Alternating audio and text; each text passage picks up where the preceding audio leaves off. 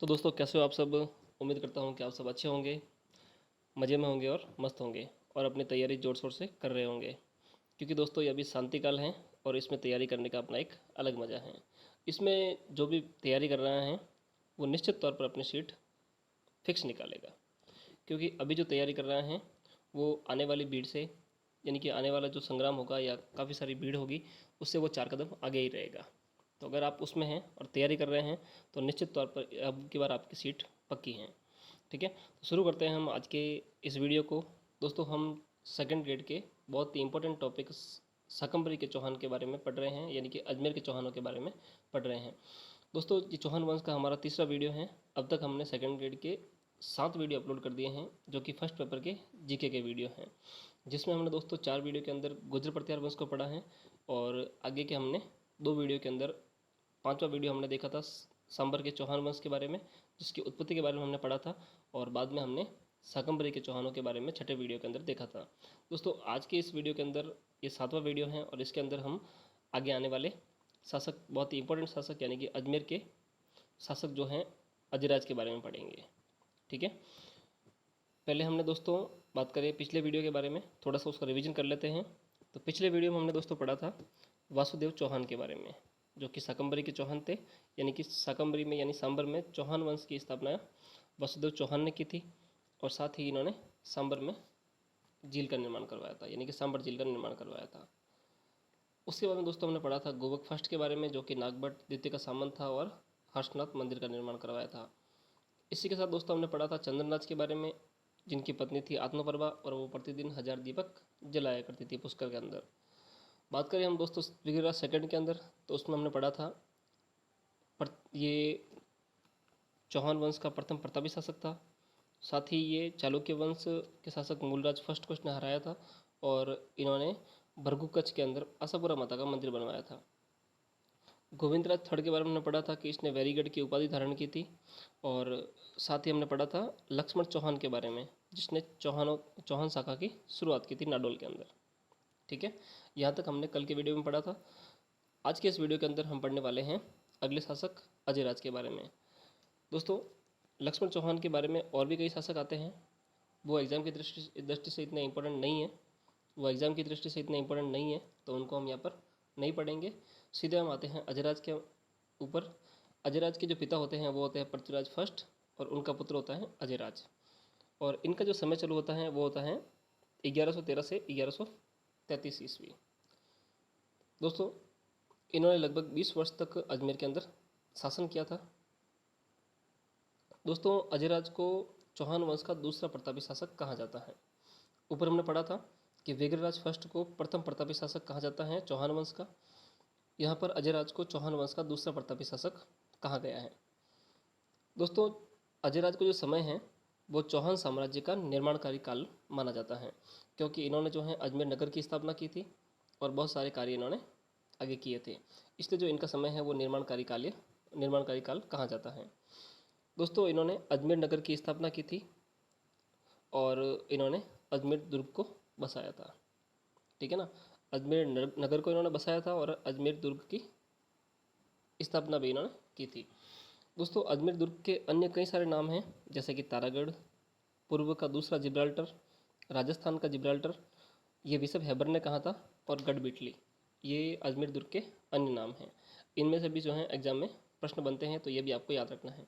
दोस्तों बात करें हम तारागढ़ की, तो रायमल का पुत्र था सांगा और उसका एक भाई था पृथ्वीराज, जिसको हम इतिहास में उड़ना राजकुमार के नाम से भी जानते हैं, और उसकी पत्नी थी तारा, और उसी के नाम पर जो है इसको तारागढ़ कहा जाता है।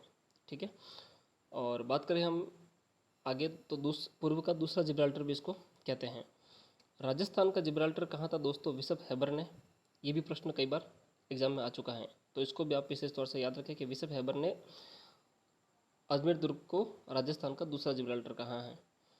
गढ़बिटली दोस्तों इसको यहाँ पर बीटली नामक एक पहाड़ी है, इसके कारण इसको गढ़बिटली भी कहा जाता है। बारे में, तो अजयराज ने अजमेर में एक टकसाल का निर्माण करवाया था और इन्होंने 2 सिक्कों का यहाँ पर चलाया था, जिसमें एक सिक्का का नाम था अजय प्रिय और ध्रुम। ठीक है ना, इन्होंने अजय प्रिय और ध्रुम नामक 2 सिक्के यहाँ पर चलाए थे। ठीक है, साथ ही दोस्तों अजयराज ने नरवर्मन मालवा के शासक, इन्होंने मालवा के शासक नरवर्मन और मूलराज सेकंड को इन्होंने पराजित किया था। ठीक है, मालवा के शासक नरवर्मन यानी वो परमार शासक था नरवर्मन, और चालुक्य शासक मूलराज सेकंड को इन्होंने पराजित किया था अजयराज ने। क्लियर दोस्तों, हम आगे पढ़ते हैं अर्णोराज यानी कि आनाजी के बारे में। दोस्तों जो अजयराज थे उन्होंने अंतिम समय में अपना जो साम्राज्य था वो अर्णोराज को सौंप दिया था और खुद पुष्कर के अंदर तपस्या करते रहे और अपना जीवन वहीं पे उन्होंने व्यतीत किया था। आगे बात करें हम दोस्तों अर्णोजी के बारे में यानी कि आनाजी के बारे में, तो इनका जो समय है वो है 1130 से 1150 ईस्वी। इन्होंने भी लगभग दोस्तों 20 वर्ष तक यहाँ पर शासन किया अजमेर के अंदर, और साथ ही इन्होंने दोस्तों यहाँ पर आना सागर झील का निर्माण करवाया। ठीक है, आरा सागर झील का निर्माण इन्होंने करवाया था चंद्रा नदी के जल को रोककर। दोस्तों ये चंद्रा नदी के जल को रोककर इन्होंने आना सागर झील का निर्माण करवाया था, और ऐसा माना जाता है कि इनका तुर्की सेना के साथ में युद्ध हुआ था और भयंकर नरसंहार हुआ था, और उससे जो है ये वहाँ की भूमि जो है वो रक्त से पूरी सन गई थी। ठीक है ना, और उसी भूमि को साफ करने के लिए इन्होंने चंद्रा नदी के जल को रोककर आना सागर झील का निर्माण करवाया था। आगे बात करें हम दोस्तों तो इन्होंने पुष्कर के अंदर वराह मंदिर का निर्माण भी करवाया था। दोस्तों इनके समय में दो दरबारी साहित्यकार थे, देवबोध और धर्मघोष। तो यहाँ से भी प्रश्न कई बार बनता है कि देवबोध और धर्मघोष किसके समय में दरबारी साहित्यकार रहे हैं, तो वो रहे हैं आना जी के समय में यानी कि अर्णो जी के समय में, यानी कि अर्णो जी के समय में। तो अर्णो जी के समय में दो साहित्यकार रहे हैं, वो हैं देवबोध और धर्मघोष। साथ ही दोस्तों बात करें हम आगे तो सिद्धराज जयसिंह जो कि चालुक्य शासक था, उसकी पुत्री से इन्होंने विवाह किया था जिसका नाम था कांचन देवी। ठीक है, सिद्धराज जयसिंह जो कि चालुक्य शासक था, इसके बीच में और अर्णोजी के बीच में एक विवाद हो गया था, और उस विवाद को सुलझाने के लिए सिद्धराज जयसिंह ने अपनी पुत्री जो थी कांचन देवी, इससे जो है अर्णोजी का विवाह करवाया था।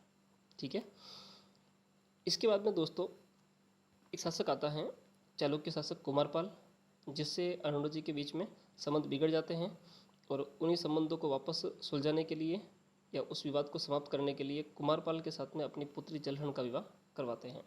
तो यहाँ पर दोस्तों सिद्धराज जयसिंह चालुक्य शासक अपनी पुत्री कंचन देवी का विवाह अरुणराज से करता है, और यहाँ पर अरुणराज अपनी पुत्री जलहण का विवाह कुमारपाल से करता है।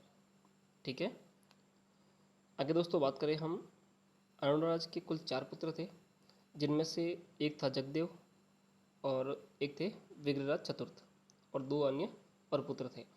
दोस्तों इस जगदेव ने अपने पिता अरुणराज की हत्या कर दी थी, तो इसको इतिहास में चौहानों का पितृहंता भी कहते हैं। इस जगदेव को इतिहास के अंदर चौहानों का पितृहंता भी कहा जाता है। ठीक है ना, और यहाँ पर अरुणोजी की हत्या हो जाती है और जगदेव गद्दी पर बैठ जाता है। दोस्तों आगे हम पढ़ेंगे कि विग्रहराज चतुर्थ जो हैं, आगे हम पढ़ेंगे विशलदेव के बारे में यानी कि विग्रहराज चतुर्थ के बारे में, जो कि अपने पिता के हत्यारे जगदेव को गद्दी से हटाता है और खुद अजमेर की गद्दी पर बैठता है और आगे का शासन संभालता है। वो हम आगे बार आने वाले वीडियो के अंदर पढ़ेंगे, जिसमें हम पूरे विग्रहराज चतुर्थ के बारे में पढ़ेंगे, और आगे हम पृथ्वीराज थर्ड के बारे में पढ़ने वाले हैं। तो दोस्तों आज का जो हमारा वीडियो था वो था अजयराज के बारे में और अर्णराज के बारे में। उम्मीद करता हूँ कि वीडियो आपको अच्छा लगा होगा और मेरे द्वारा दी गई जानकारी आपको काफ़ी पसंद आई होगी। दोस्तों इसी तरह से आप सेकंड ग्रेड की तैयारी करना चाहते हैं तो हमारे साथ जुड़े रहें। वीडियो आपको अच्छा लगा तो वीडियो को लाइक ज़रूर करना है, साथ ही अपने अन्य दोस्तों के साथ शेयर करना है, और ऐसे ही सेकंड ग्रेड की जोर शोर से तैयारी करने के लिए चैनल को सब्सक्राइब करना है, पास ही बेल का आइकन दबाना है ताकि हमारी जो भी नई वीडियो आए वो सबसे पहले आप तक पहुँच जाए। दोस्तों हम इसी तरह से सेकंड ग्रेड की तैयारी करने वाले हैं। अभी हम चला रहे हैं पेपर फर्स्ट का जीके का पार्ट, जिसके अंदर हम पढ़ने वाले हैं राजस्थान के इतिहास के बारे में, फिर पढ़ेंगे हम ज्योग्राफी के बारे में, आगे हम पॉलिटिकल के बारे में पढ़ेंगे, और इसी तरह से हम राजस्थान जीके के फर्स्ट पेपर को शानदार तरीके से तैयार करेंगे। दोस्तों ये शांतिकाल का समय है और इसमें तैयारी करना आपके लिए बहुत ही उचित रहेगा। अगर अब आप इस समय तैयारी कर रहे हैं तो ये आपके लिए गोल्डन चांस है।